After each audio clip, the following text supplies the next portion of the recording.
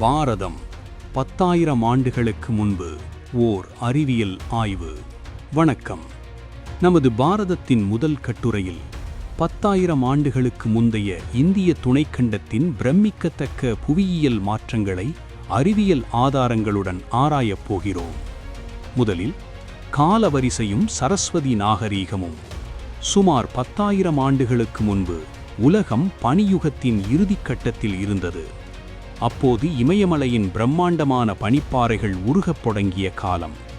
அந்த பனி உருகு நீரால் ரிக்வேதத்தில் புகழப்படும் சரஸ்வதி நதி ஒரு கடல் போல பிரம்மாண்டமாக ஓடியது.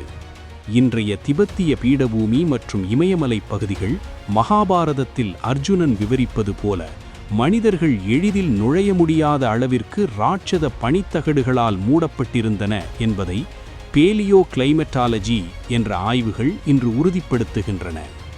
இரண்டாவதாக, விரிந்து கிடந்த நிலப்பரப்பு. அக்காலத்தில் உலகளாவிய கடல் மட்டம் இன்று இருப்பதை விட சுமார் 120 மீட்டர் குறைவாக இருந்தது. இதனால் இந்தியாவின் எல்லைகள் நாம் நினைப்பதை விட விரிந்து காணப்பட்டன. முக்கியமாக இந்தியாவும் இலங்கையும் தரைவழியாக இணைக்கப்பட்டிருந்தன.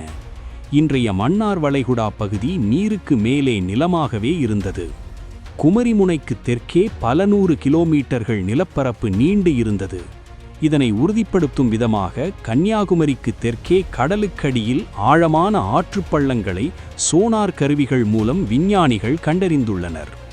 மூன்றாவதாக, கடலில் மறைந்திருக்கும் மலைத்தொடர்கள். இன்றைய லட்சத்தீவு மற்றும் மாலத்தீவு பகுதிகள் அன்று தனித்தனி தீவுகள் அல்ல.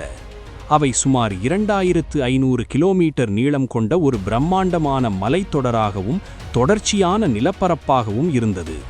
இதனை சகோஸ் லட்சத்தீவு மேடு என்று புவியியல் வரைபடங்கள் காட்டுகின்றன. இதுவே ஒரு காலத்தில் ராவணனின் லங்கா பேரரசாக இருந்திருக்க வாய்ப்புள்ளது. நான்காவதாக, கடலடி தொல்லியல் சான்றுகள்.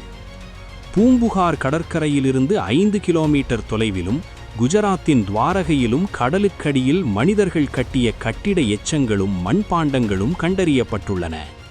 அங்குள்ள வண்டல் மண்ணை பரிசோதித்தபோது அது நன்னீர் ஆறுகளால் கொண்டுவரப்பட்டது என்பது நிரூபிக்கப்பட்டுள்ளது. இது ஒரு காலத்தில் அந்த பகுதி செழிப்பான நிலமாக இருந்ததற்கு நேரடி சான்றாகும். ஐந்தாவதாக, மிதக்கும் பாலம், ஓர் அறிவியல் பார்வை. ராமாயணத்தில் சொல்லப்படும் மிதக்கும் பாலம் குறித்து வியப்பவர்களுக்கு எரிமலை கற்களான பியூமிஸ் கற்கள் ஒரு சிறந்த விடையாகும். நீரை விட அடர்த்தி குறைந்த இந்த கற்கள் கடலில் மைல் கணக்கில் மிதக்கும் தன்மை கொண்டவை என்பதை செயற்கைக்கோள் படங்கள் இன்றும் நிரூபிக்கின்றன. முடிவுரை. பண்டைய இலக்கியங்கள் கூறும் புவியியல் வர்ணனைகள் வெறும் கற்பனை அல்ல. அவை பனியுகத்தின் இறுதியில் நிலவிய உண்மையான சூழலை எதிரொலிக்கின்றன. பனிப்பாறைகள் உருகி கடல் மட்டம் உயர்ந்தபோது நம் முன்னோர்கள் வாழ்ந்த அந்த விரிவான நிலப்பரப்புகள் மெல்ல மெல்ல நீரில் மூழ்கின.